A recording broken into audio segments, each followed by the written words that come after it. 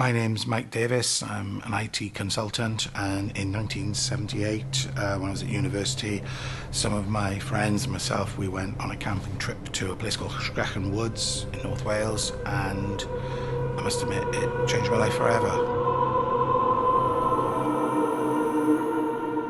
I worked for South Wales Police for about 15 years. It can be quite common to have calls, particularly about the woods, descriptions of really odd events happening in the woods. Apparently the area is known to be, and I don't want to use the word, particularly in light of what happened with us, that the place essentially was haunted.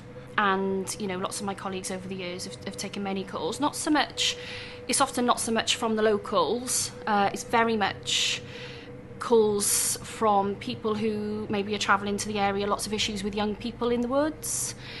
Matt had researched the area. Apparently for generations and generations, the woods were sort of renowned for being a place where, after dark, you'd hear screams. Unbeknownst to us, in the previous year or two, Matt had become very interested in the paranormal. I think Matt wanted to scare us. His interest in the paranormal had led to him actually purchasing some equipment to catch ghosts. He'd purchased an EVP, which is an electronic voice sort of processor that they use sort of in ghost hunting. In fact, I've got it with me now.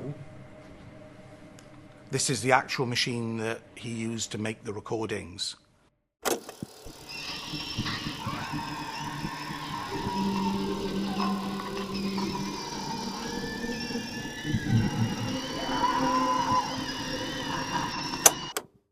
As I said, Matt very much was getting into the paranormal, but for me, I've had no paranormal experiences.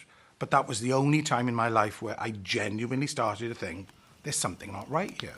Anyway, we set the tents up, we put the barbecue on, we're having our steaks, etc., cracking beers, etc., etc. And then Matt then just starts telling us a bit about the history of the place.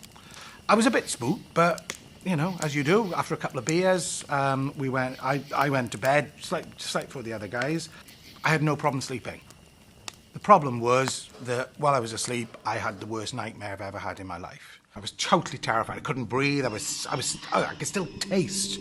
My mouth was just full of fur, like rabbit fur, and literally fox fur, I think it was in the end. And I was pulling it out of my mouth. My mouth was full, and I was just pulling it out. And I remember waking up with an absolute start.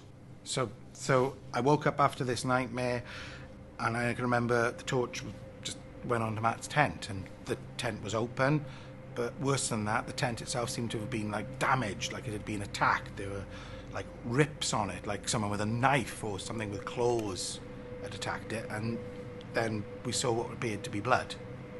I'd woken Joel up by then, and Joel then said, we've got to go look for him, we've got to find him. It was pretty scary.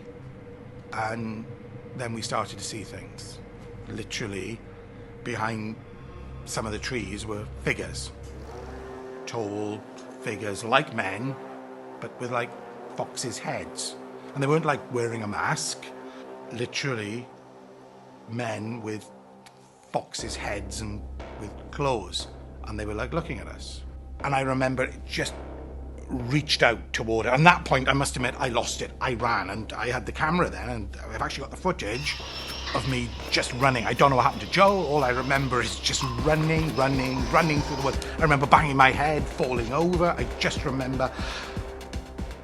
And then the next thing I know, then it's morning.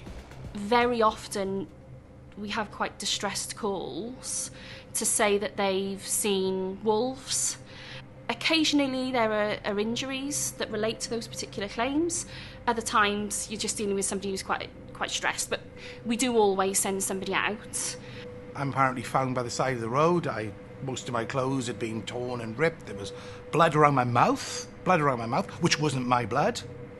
And basically when the police came, they sort of took me to the hospital and stuff, and basically that was it. And I never saw Matt again. Joel is, well, he's still in hospital, but more than like the broken bones, it was the mental thing that did it for Joel. You know, I wouldn't want to go too much into it, but but I know that there are some of my colleagues who are reluctant to go and take the calls. Between you and I, it cost my friend his life. My other friend is still sort of suffering psychological issues and damage because of it. I went to the place not really being a believer in the paranormal, and I came away knowing that evil's real and it exists.